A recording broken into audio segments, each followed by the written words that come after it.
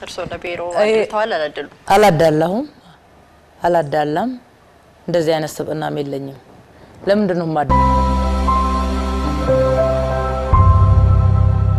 ታላቅ ዜና አፓርታማ በካሬ 80 ሺህ ብር ብቻ የሚሸጥ ሪል ስቴት እናስተዋውቃችሁ።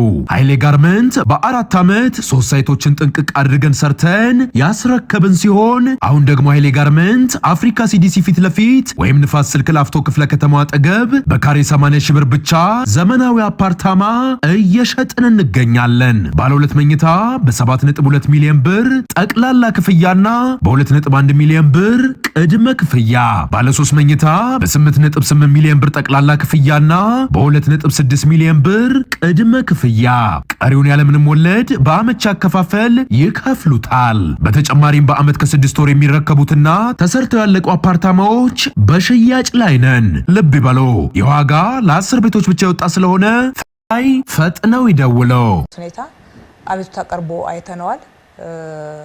ሁሉ እኩል መመሪያውን ተረድቶት ከመፈጸም አንፃር የነበረ ክፍተት እንደነበረ አይተን ወዲያውኑ ለሁሉም ቅርንጫፎቻችን ሰርኩላር አስተላልፈናል። አዲስ ከዚህ በኋላ ለሚፈቀድ ግዢ እንጂ በሂደት ላይ ያለን እንደማይመለከት ማለት ነው። ዋናው እሱ ሳይሆን የእርጅና ቅናሽ ነው የተነሳው። የቀረጥና ታክስ አሮጌ መኪና ላይ የሚጣለው ላይ ምንም አይነት የተለየ ውሳኔ ያላስተላለፍነው። ከቀረጥና ታክሱ ይቀነስ የነበረውን የእርጅና ቅናሽ ነው እንዲነሳ የተደረገው። እሱ ለምን የሚለውን ማየት ያስፈልጋል። አሮጌ መኪናዎችን በተመለከተ ወደ ሀገር ውስጥ ከማስገባት አንፃር ገደብ ከሌላቸው ሀገሮች ውስጥ ኢትዮጵያ አንዷ ናት። በእውነት የአሮጌ መኪና ማራገፊያ የሆንበት ሁኔታ አለ። ጥናት ተደርጓል። በትራንስፖርት ባለስልጣንም በጉምሩክም ጥናት ተደርጓል። በአንድ በኩል ገቢያችንን የተጎዳው ኢኮኖሚያችን የሚያመነጨውን ገቢ በትክክል መሰብሰብ ያልቻል ነው የውጪ ምንዛሬ ገንዘብ እጥረት ስለገጠመን ነው እንላለን። ዞር ብለን ደግሞ ያገኘናትን የውጪ ምንዛሬ ምናውልበት ቦታ በተመረጡና ቅድሚያ በሚሰጣቸው ላይ ነው ወይ የሚለውን ጥያቄ አንስተን መልስ መስጠት መቻል አለብን። አሮጌ መኪና በሚገባበት ሰዓት ብዙ መለዋወጫ ነው ተከትሎ የሚገባው። ለዚህ የውጭ ምንዛሬ ይፈቀዳል ማለት ነው። ሁለተኛ ከፍተኛ ነዳጅ ነው የሚፈጁት። ጥናቱ የሚያሳየውን ነው የምናገረው። ነዳጅ የምናስገባው በድጎማ በሃርድ ከረንሲ ነው፣ በሌለ ውጭ ምንዛሬ ነው። የመኪና መለዋወጫ የምናስገባው በዚህ እጥረት አለ በመንለው የውጭ ምንዛሬ ገንዘብ ነው የምናስገባው። ይሄም ሆኖ የአየር ብክለቱን ያሳያል። ምክንያቱም በእርጅና ልካቸው እንኳን አልገደብንም፣ ከዚህ አመት በኋላ እንኳን ማስገባት አይቻልም የሚል ህግ ስለሌለን ማለት ነው። ብክለት ብቻ አይደለም የትራፊክ አደጋውንም ያሳያል ጥናቱ ማለት ነው። ይሄ ሁሉ መጥቶ የሚያርፈው ማን ላይ ነው? ተጠቃሚው ላይ ነው፣ ህዝቡ ላይ ነው። የአሮጌ መኪና ጉዳይ እድሜያቸው በጨመረ ቁጥር እርጅና ቅናሻቸው እየጨመረ ይሄዳል ማለት ነው። የኛ አሰራር ከ3 አመት በላይ 30% ነው የምንቀንሰው ማለት ነው። ስለዚህ አዲስ በሆኑና ትንሽ ያገለገሉ ሲሆኑ የእርጅና ብዙ ቅናሽ አናደርግላቸውም። ያ ብዙ ያረጁ ባስገባን ቁጥር ብዙ ቅናሽ እያደረግን ምንድነው አሮጌ መኪና እንዲገባ እያበረታታን ነው ማለት ነው። እንደዛ ነው ወይ መሆን ያለበት ነው። ብዙ ሀገሮችን እኮ ስናይ ጭራሽ ሀገራቸው እንዳይገባ ህግ አላቸው። ሌሎቹ ደግሞ ቀረጥና ታክሱን አዲሱ ላይ ሳይሆን አሮጌው ላይ በጣም ይጨምሩና የመከልከል ያህል በእንደዛ አይነት ሁኔታ ይገድቡታል ማለት ነው። ጥሩ ነው። ከዚህ ጋር አስተካክይ ማነሳው እንግዲህ እናንተ እየሰራችሁ ያላችሁት አሮጌ መኪና ከነዳጅም አንፃር ከዶላርም አንፃር ችግር ውስጥ ከቶናል። እንዳገርም ብዙ የአየር ብክለቱንም አንስተው ተናግረዋል። አሮጌ መኪኖች እንዳይገቡ እየተቆጣጠራችሁ ነው ማለት ነው፣ ዋጋውን ከፍ አድርጋችሁ። ነገር ግን አዲሱ መኪና ላይ ታዲያ ለምን ቅናሽ አታረጉም? አዲስ እንዲገባና ለማበረታታት አሁን በዋናነት መታየት ያለበት ቀረጥና ታክስ አሮጌ መኪና ላይ እንዲቀነስ የሚደረገውን ነገር ብቻ ነው የገደብ ነው ማለት ነው እንዳይቀነስ በትክክል ህጉ በአሮጌ መኪና ላይ ከፈለ የሚለውን የታክስ መጠን የከፈለ ዛሬም ቢሆን ያስገባል ስለ አሮጌ መኪና አጠቃላይ ምን እናድርግ መፍትሄው ምንድነው አዲስ ላይ መቀነስ ነው ወይስ ደግሞ አሮጌ መኪና ላይ ታክስ የምናሰላበትን መንገድ እንቀይረው የሚለው ጥናቱ አልቆ እየተሰራ ነው ያለው እሱን በወቅቱ ብዙ ባለድርሻ አካላት ናቸው በውስጥ ያሉት ትራንስፖርት ሚኒስተርም ገንዘብ ሚኒስተርም አሉና ቶሎ ያልቃልን ብዬ አምናለሁ በከፍተኛ ትኩረት እየተሰራ ነው ያለው እሱን ይፋ እናደርጋለን ግን ችግሮች እንዳሉ ህዝባችን ማወቅ አለበት ነው አሁን እዚህ ጋር ያለነው ከስሌት አንፃርም እኛ እንደ ጉምሩክ ያየነው ከስሌት አንፃርም ብዙ ችግር ስለነበረ ነው ማለት ነው አንደኛ የምናሰላበት መንገድ የበለጠ አሮጌ መኪናን የሚያበረታታ ስለሆነ ሲተገበርም ለልዩነትና ለተለያየ አድሎ ክፍተት እንደፈጠረ አይተናል በጥናታችን ማለት ነው እኛን በሚመለከት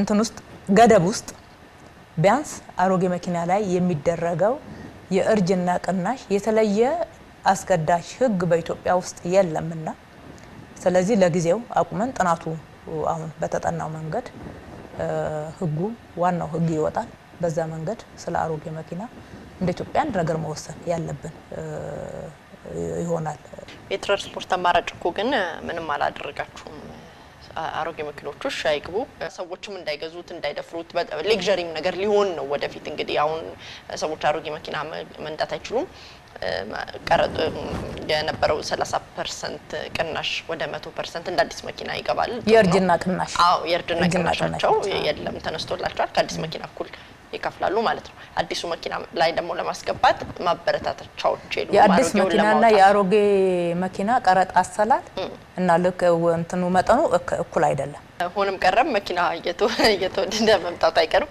አዲሱ ላይ ደግሞ ገና ጥናት ያደርጋችሁ ነው አዲሱ ላይ ሰዎች አዲስ መኪና እንዲነዱና ያለውን እንዳገር ያለውን ክራይሲስ ለመፍታት አላዘጋጃችሁም እሱ ብቻ አይደለም ትራንስፖርት አማራጮችም ገና በደንብ አልተዘርጎምና እሱስ ላይ ምንድነው መታረጉት ዝም ብሎ መዝጋት ብቻ ነው ወይ አይደለም አንደኛ እቺ መመሪያ አልዘጋችም ቀደም እንዳልኩት አሮጌውም አዲሱም ይገባል ይፈቅዳል የእርጅና ቅናሹ በሚነሳበት ሰዓት አስመጪው ላይ የተወሰነ መጠን ገንዘብ ይጨምርበታል ይሄ እውነት ነው ይሄ ብቻ ነው እንጂ እስካሁንም ነው አታስገባም የሚልም ነገርም የለም ሁለተኛ ያነሳሽው ቶሎ ብሎ አሁን እንዳማራጭ እየተሰራ ያለውን ህግ ቶሎ ብሎ ማውጣት ነው ህጉ እየተሰራ እንደሆነ አቃለው ከጥናት ያለፈ ነው ጥናቱ ታይቶ ጸድቋል ወደ ህግ ረቂቅ ደረጃ ላይ ነው ያለው ከዛ ባለፈ ግን ዋናውና መሰረታዊ ነገር የትራንስፖርት አማራጭ ነው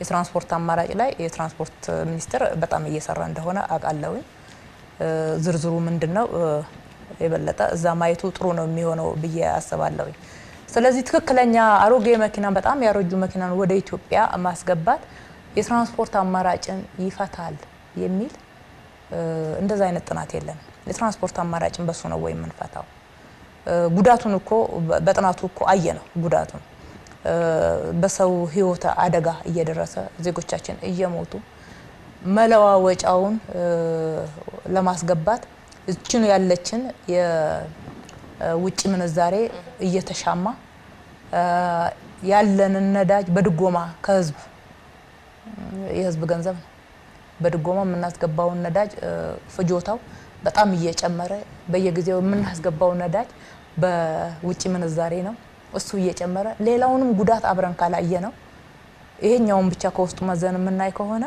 ትክክለኛ ውሳኔ ላይ ስለማንደርስ ነው ሁለቱንም እንዴት አድርገን እንፍታው በዚህ በኩል ያለውን ጉዳት መቀነስ አለበት ዳምፒንግ መሆን የለበትም ኢትዮጵያ ይሄ ነው ሁለተኛ የትራንስፖርት አማራጭ ደግሞ ፈጠን ብሎ የተጀመረው ነገር ማለቅ የሚችልበት ሁኔታ ትኩረት ተሰጥቶ ሊሰራ ይገባል ትክክለኛ ነው እሺ የመጨረሻ ጥያቄ ነው ከዚህ ጋር ማነሳው ከዚሁ ከመኪናዎች ጋር በተገናኘ ነው እንግዲህ የሰማውት ቅሬታ ሰዎቹ ሲናገሩ መኪና አሮጌ መኪናዎችን አስመጥተው የሚሸጡ ሰዎች ሲናገሩ ሳናቅ ለማውጣት ሄደን ነው ክፍያው በድንገት የተነገረን ነው እርሶ ደግሞ እንደሚሉኝ በሂደት ላይ ያለውን አይመለከትም ይላሉ ነገር ግን እውነት የሆነው ነገር በሚዲያም ሰዎች ወጥተው ሲናገሩ የሰማውት ቅሬታቸውን ከብዙ እንደውም በጣም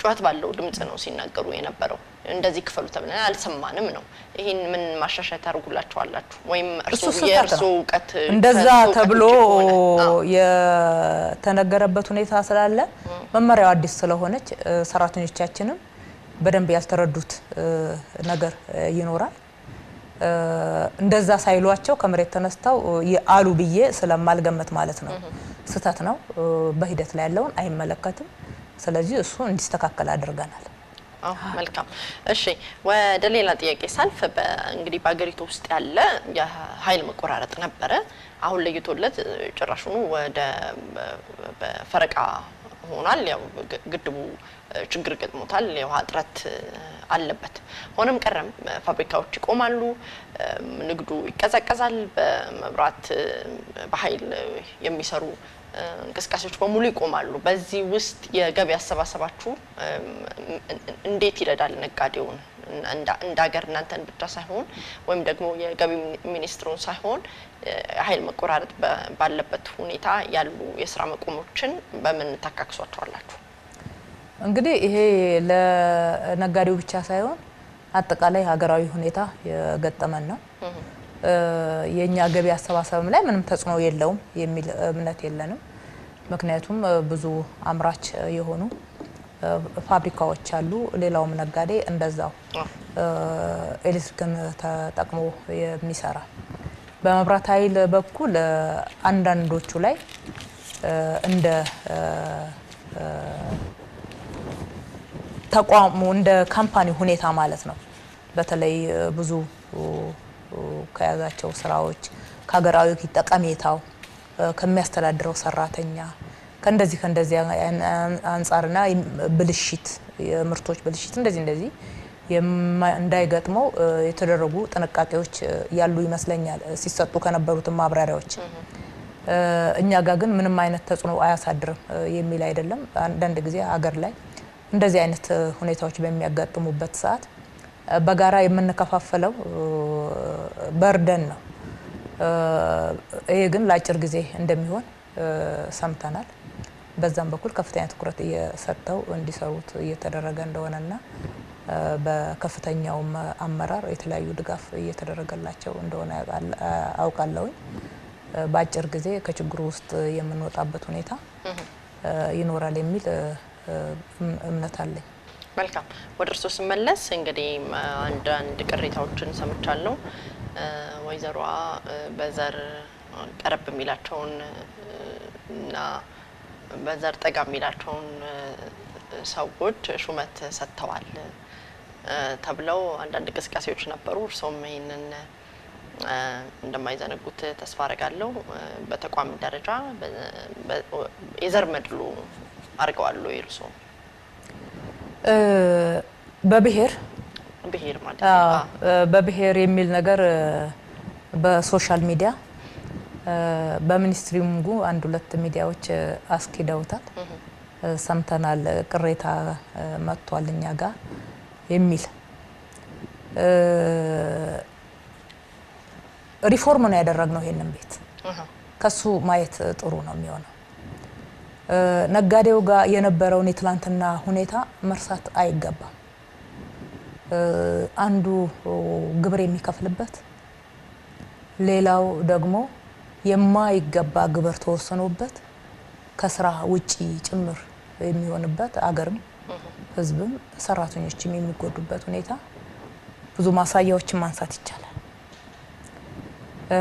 ይሄ ማስተካከል ነበረበት በዚህ ቤት ውስጥ ስተትም ከሆነ የምንሰራው የክህሎት ክፍተት ካለብን ለሁሉም እኩል የሆነ አይነት ነው እንጂ ታላቅ ዜና!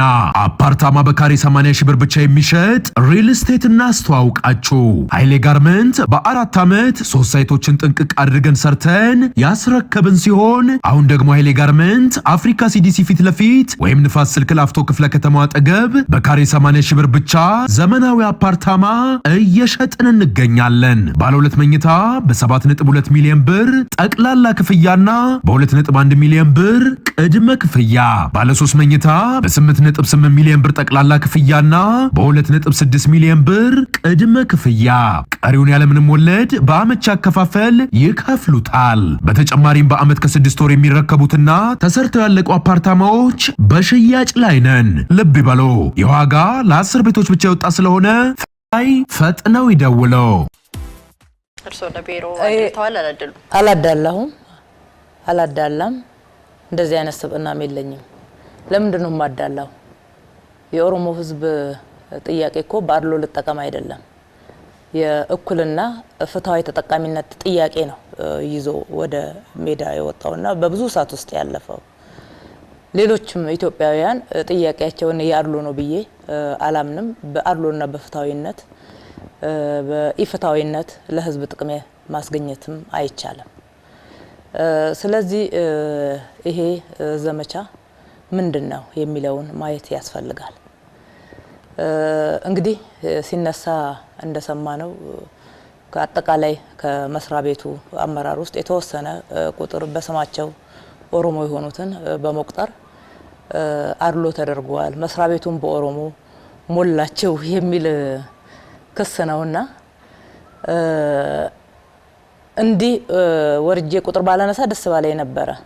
ነገር ግን እየተነሳ ያለው በዚህ መልክ ስለሆነ ህዝብም የተድበሰበሰ እንዳይመስለው መረጃ ማግኘት ስላለበት ትንሽ መረጃ መስጠት እወዳለሁ። አጠቃላይ በመስሪያ ቤታችን ያለው አመራር ቁጥር እስከ ቡድን አስተባባሪ ያለውን ካየን መካከለኛ አመራሩን ጨምረን ከ1000 በላይ ነው። ከዚህ ውስጥ የኦሮሞ ቁጥር 26% ብቻ ነው። 26 እጅ ነው። ተገፋ እየተባለ በተለያየ መንገድ የሚሰራጨው ደግሞ የአማራ ብሔር ነው። ከዚህ ውስጥ የአማራ ብሔር ቁጥር 41 እጅ ነው። የቱ ጋር ነው አድሎ የተደረገው?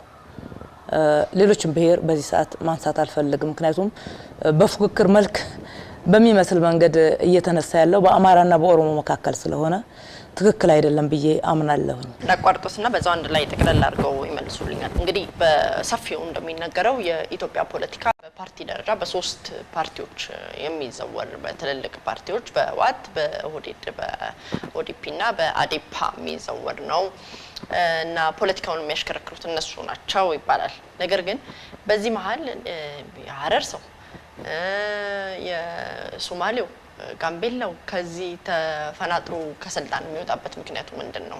እንደው የመጣንበትን መድሎ አለ ኦዲፒ ብቻ ገቢዎችን ያዘው ለሚለው ትክክል አለመሆኑን ለማሳየት ነው እንጂ ዋናው እዚህ ጋር የመስሪያ ቤቱን ተልኮ መፈጸምና ማስፈጸም መምራት መቻሌ ነው እንጂ ያመጣኝ የኦዲፒ አባልነት እኮ አይደለም ያመጣኝ። ድርድር ስንሰራ የሰራ ነው እኛ በህግ ነው። ህጉ 155 ደንብ 155 2000 ዓመተ ምህረት የወጣ አዲስም አይደለም ያወጣ ነው። እሱ ላይ ድልድል እንዴት ተመልሶ ማዋቀር እንዳለብን በይፋ ተቀምጧል። መመሪያ ወጣ በብቃት። አሁንም ቢሆን ጥንቃቄ መደረግ አለበት ብዬ አስባለሁ። ምደባውን የሰራ ነው በቀደም ብዬ እንዳነሳሁት በታህሳስ ወር ነው። በታህሳስ ወር በትክክል ምደባችንን ጨርሰን ህግና አሰራርን መሰረት አድርገን ሰራተኛን አዋይተናል። ውጪ ላይ ለጥፈናል። ውጤቱን ቅሬታ ያላቸው ቅሬታ እንዲያቀርቡ አድርገናል ለቅሬታ ኮሚቴ። በቅሬታ ውጤቱ መሰረት ቅሬታው መታየት ያለበትና ምላሽ ማግኘት ያለበት እንዲሻሻልለት ተደርጓል። ከዛ ውጪ ደግሞ እንደ ደረጃ እድገት ቆጥረውት የእድገት ጥያቄ የጠየቁትን ሰራተኞች ቅሬታችሁ ምላሽ አላገኘም ብለን አዋይተናቸዋልም። ውጪም ላይ ወጥተን ለጥፈናል። ምንም የተደበቀ ነገር የለውም ማለት ነው። ስለዚህ በታህሳስ ይሄ ከተደረገ አሁን ከ3 ወር በኋላ ዘመቻው ለምን በዚህ መልክ ወደ ሚያዝያ መጋቢት መጨረሻ አካባቢ ተጀመረ የሚለውን ማየት ተገቢ ነው የሚሆነው ማለት ነው። አንድም እየተነሳ ያለው የተነሱት ከኃላፊነት የአንድ ብሔር ናቸው እንደዚህ የሚል ነው አይደለም። ከሁሉም ብሔር ውጤት ማምጣት ያልቻለ ሁሉም ተነስተዋል። ውጤት ማስመዝገብ እኮ ይገባናል። ውጤት ካላስመዘገብን እዚህ ምን እንሰራለን? የተሰጠን ኃላፊነት ገቢው በትክክል እንዲሰበሰብ ህገወጥነትን እንድንዋጋ የሀገሪቷ ኢኮኖሚ ማደግ ማሳደግ ኃላፊነታችንን እንድንወጣ ነው። ስለዚህ ከየትኛውም ብሔር ይሆን ውጤት ያላስመዘገበ ተገምግሞ በግምገማው ውጤት መሰረት ከኃላፊነት ተነስተዋል። ይሄ ነገም ወደፊትም የሚቀጥል ጉዳይ ነው። በመጋቢት ወር ታስታውሺ ይሆናል የተለያዩ በህገወጥነት ላይ የተሰማሩ ነጋዴዎች ወይም ደግሞ የንግድ ድርጅቶች ወደ 135 የሚሆኑ ግብር ያጭበረበሩ በተለያየ ህገወጥነት ላይ የተሰማሩ ብለን እርምጃ ወስደናል። ወደ 105 ሰዎችም ታስረዋል። መግለጫ ሰጥቻለሁ። በማግስቱ ነው አንድ ሳምንት በኋላ ነው የዘመቻ የተጀመረው። ይሄንንም ማስተዋል ይገባል። ምናልባት እየሰራን ያለነውን ስራ እንደ አይነት ዘመቻ በማድረግ ማሸማቀቅ የሚታሰብ ከሆነ እኔም ባልደረቦቼም በዚያ አንሸማቀቅም። አንድ ሁለተኛ ይሄ የለውጥ አመራር ህዝቡን በፍትሃዊነት አይመለከትም፣ አድሏዊ አሰራርን ይከተላል በማለት ህዝቡ ፊት ተቀባይነትን ለማሳጣትና ጥርጣሬ ለመፍጠርም ታሳቢ ያደረገ ዘመቻ ከሆነ አይጠቅምም። እውነት ይገለጣል። ለጊዜው ብዥታ የሚፈጥር ነገር ቢኖር እንኳን እየተገለጠ ይሄዳል። ህዝብ ደግሞ ከእውነት ጎን ነው የሚቆመው። ሶስተኛ ጥላቻ አይጠቅም። በጥላቻ መንገድ የምናደርገው የተለያየ የተገኘንበትን ብሔር እየቆጠርን በብሔር መስተዳደብ እንደዚህ አይነት ነገሮች ዛሬ አይመጥኑንም ብቻ ሳይሆን ትልቅ ጉዳት ያደርሳል። ጉዳቱ ደግሞ የሁላችንም ነው የሚሆነው። ይህንንም የሚደግፉ አንዳንድ ሚዲያዎች አይቻለሁኝ። የአንድና የሁለት ሰው ወሬ ሰምተው መተው ወደ ተቋሙ ምንድነው የተሰራው እውነቱ ምንድነው እስኪ ማስረጃውን ብለው ማየትና ትክክለኛውን ነገር መዘገብ ሲችሉ ከአንድ ከሁለት ሰው ሀሜት ወይንም ደግሞ የተለያየ ክስ አዳምጠው እሱን ለህዝብ ማሰራጨት ትክክል አይደለም። የሚዲያ ስነ ምግባርም አይመስለኝም። ጥንቃቄ ማድረግ ያስፈልጋል። ኃላፊነት በተሞላው መንገድ መስራት ያስፈልጋል። መልካም እንግዲህ ከዚሁ ጋር ተያይዞ በቢቢሲ አማርኛ ላይ ያየሁት ንግግሮት ነው። አወዛጋቢ ንግግር ነው የተናገሩት። ለምንድን ነው እንደዛ የተናገሩት? በቅድሚያ ለቢቢሲ አማርኛ ክፍል ቀጥታ የሰጠሁት ኢንተርቪው የለም። እሺ ለቢቢሲ ኦሮምኛ ክፍል ኢንተርቪው ሰጥቻለሁ በዚህ ዙሪያ። ያ ወደ አማርኛ ሲመልሱት የተዛባበትን ሁኔታ እኔም አይቻለሁ። ተዛብቶ ነው የቀረበው እንጂ እኔ በቀጥታ በቀረበው አግባብ አልተናገርኩም። ኢንተርቪው ምን ነበረ? አጠቃላይ አሁን አንቺ እንዳቀረብሽው የአፈጻጸማችን የ9 ወር አፈጻጸማችን ነበርና ተግዳሮቶችስ በሶሻል ሚዲያ ላይ የአንድ ብሔር አድሎ አመዳደብ ተደርጓል በመስሪያ ቤቱ ይባላልና ያለኝን አስተያየት በዛ ላይ እንድሰጥ የኦሮምኛ ክፍሉ ጠይቆኛል።